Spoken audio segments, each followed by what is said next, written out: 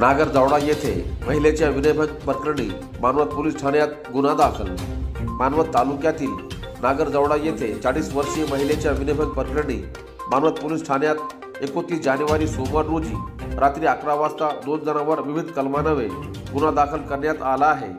मानवत तालुक्यातील नागरजवडा येथील डीजेच्या आवाजात मिरवणूक सुरू असताना मिरवणूक पुढे गेल्यानंतर पांडुरंग त्र्यंबक होगे व दिनेश प्रभाकर होगे हे तरुण 40 वर्षीय महिलेच्या घरात घुसले, तेव्हा महिला चांगलीच घाबरली होती। ही घटना 28 जानेवारी रोजी रात्री 9 वाजेच्या सुमारास घडली। पांडुरंग होगे आणि दिनेश होगे यांनी या महिलेस तुझा नवरा मुंजा रासवे कुठे आहे असे म्हणाले, तेव्हा नवरा शेतात दारे धरण्यासाठी गेला असे म्हणतात अभयतांनी आता आम्ही तुझे नवरे आहोत असे म्हणत दिनेश होगे याने वाईट हेतूने महिलेचा हात धरला तर पांडुरंग होगे याने साडीचा पदर ओढला। या झटापटीत 40 वर्षीय विवाहित महिलेने मदतीसाठी सासू व जाऊ यांना जीवाच्या आर्ताने आवाज देऊन बोलावले। या दोघेही येतात त्या दोघांनीही ढकलून दिल्याने त्या जखमी झाल्या आहेत। पुन्हा या दोघांना पकडण्याचा प्रयत्न करत असताना दोघेही रस्त्यात असलेले मिरवणूककडे पडून गेले। या घडलेल्या प्रकाराची चर्चा गावात सर्वत्र झाली।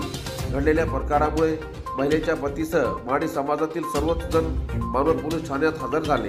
पोलीस ठाण्यासमोर 2 तास ठिय्या आंदोलन करण्यात आल्यानंतर महिलेने दिलेल्या फिर्यादीवरून पांडुरंग होगे दिनेश होगे यांच्यावर गुन्हा रजिस्टर क्रमांक 41/2024 कलम अन्वये 452, 354, 324, 34 भांडवी अन्वये गुन्हा दाखल करण्यात आला आहे।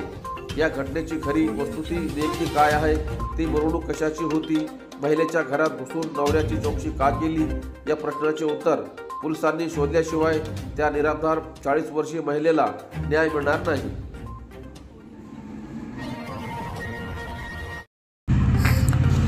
गंगाखेड शहरात मुस्लिम आरक्षणाची मुख्यमंत्री यांच्याकडे मागणी। संपूर्ण महाराष्ट्र राज्यातील मुस्लिम समाज आर्थिकदृष्ट्या व शैक्षणिकदृष्ट्या मागासलेला असून दैनंदिन जीवनामध्ये महागाईच्या काळात जीवन जगणे कठीण झाले आहे। मुस्लिम समाज सध्या परिस्थितीला अत्यंत हालाकीचे जीवन जगत आहे। त्यामुळेच मुस्लिम समाजाला 5% आरक्षण दिल्यानंतर मुस्लिम समाजाचे शैक्षणिक आर्थिक मागासलेला पण दूर होईल आणि त्यातूनच नवीन पिढीला भविष्यातील मुलाबाळांची मोठी आर्थिक समस्या दूर होईल, असे मुख्यमंत्री एकनाथ शिंदे यांना पाठवण्यात आलेल्या निवेदनात नमूद करण्यात आलेले आहे। दिलेल्या निवेदनावर अब्दुल सलीम, जानिमिया, शेख हसीना, शेख आयशा, शेख खाजाबी, शेख साबेराबी, शेख वसीम, शेख अफसान, शेख रुखसाना, पठाण अस्मा, शेख रुखसानासह आदींच्या स्वाक्षऱ्या आहे। जिंतूर शहरात मराठा समाज बांधवांच्या वतीने विजय रॅली। मराठा समाजाच्या विविध मागण्यासाठी मागील काही दिवसापासून मनोज जरांगे पाटील यांच्या नेतृत्वात आंदोलन सुरू होते। मराठा समाजाच्या मागण्या पूर्ण झाल्या असल्याने जिंतूर शहरातील छत्रपती शिवाजी महाराज चौकात आज दिनांक 30 जानेवारी मंगळवार रोजी मराठा समाज बांधवांच्या वतीने जल्लोष साजरा करण्यात आला। जिंतूर शहरातील मुख्य चौक, पोलीस स्टेशन, छत्रपती शिवाजी महाराज चौक, बस स्थानक, नगरपालिका कार्यालय, तहसील कार्यालय, अण्णाभाऊ साठे चौक या मार्गावरून बँडच्या तालावर वाजत गाजत तसेच गुलाल उधळत भव्य विजय मिरवणूक काढण्यात आली।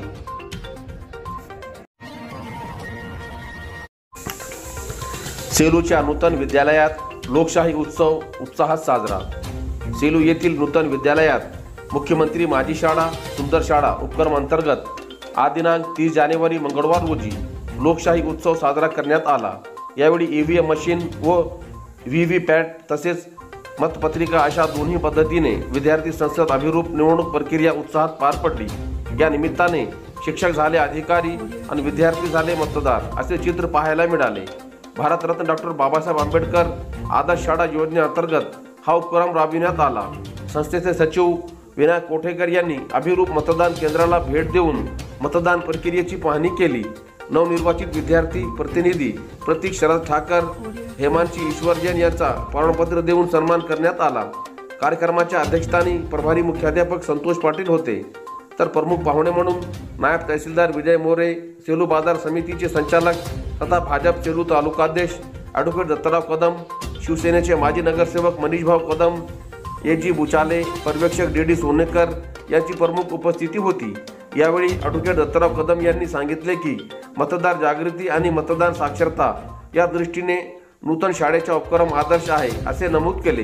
प्रस्ताविक बाबासाहेब हेलसकर यांनी सूत्रसंचालन गोपाळ आमले तर आभार प्रदर्शन वर्षा कदम यांनी मानले।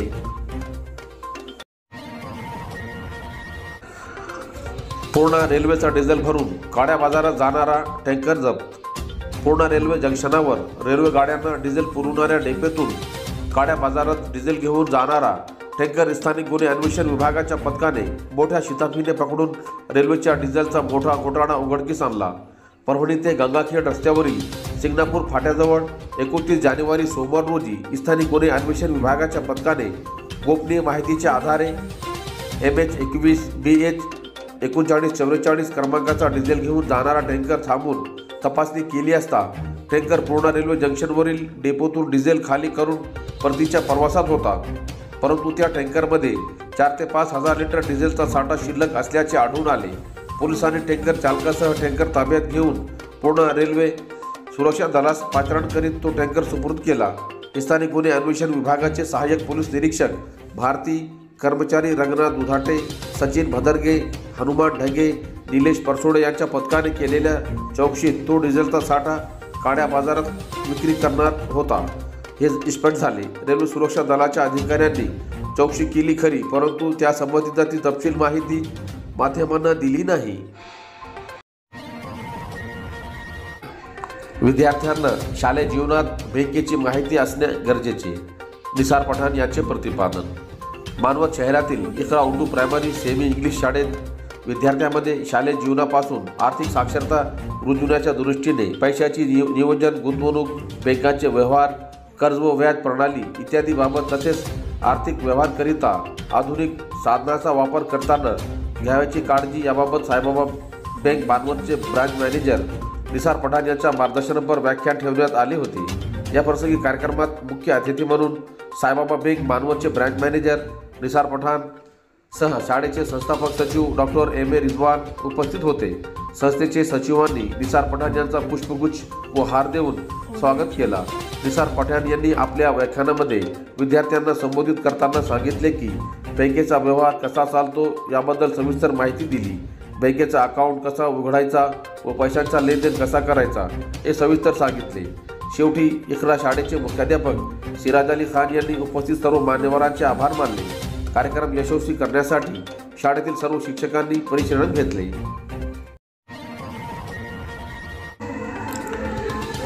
सेलू शहरात हुतात्मा दिनानिमित्त महात्मा गांधी व बहिर्जी शिंदे यांना अभिवादन। आज दिनांक 30 जानेवारी मंगळवार रोजी सेलू शहरातील राष्ट्रपिता महात्मा गांधी व हुतात्मा बहिर्जी शिंदे यांना अभिवादन करण्यात आले। सेलू शहरातील मोंढा परिसरातील राष्ट्रपिता महात्मा गांधी यांच्या पुण्यतिथीनिमित्त पुष्पहार अर्पण करून तर ऐतिहासिक घडी टावरमधील हुतात्मा बहिर्जी शिंदे यांच्या पुतळ्यास पुष्पहार अर्पण करून अभिवादन करण्यात आले। या प्रसंगी माजी सैनिक सखाराम महाजन, अखिल भारतीय ग्राहक पंचायतचे प्रांताध्यक्ष डॉक्टर विलास मोरे, सेलू तालुकाध्यक्ष सतीश जाधव, सामाजिक कार्यकर्ता सुनील गायकवाड, प्रकाश देऊळगावकर, विठ्ठल ठाकूर, दिलीप घांडगे, शुकाचारी शिंदे, सुभाष मोहकरे, अब्रार बेग, महेश राऊत, गणेश चवणे, रघुनाथ देशमुख, सुरेश चेचेडिया, अशोक लोखंडे, बाळासाहेब काष्टे, विजय काष्टेसह आदींची उपस्थिती होती। उपविभागीय अधिकारी कार्यालयाकडून मराठा समाजाची अडवणूक।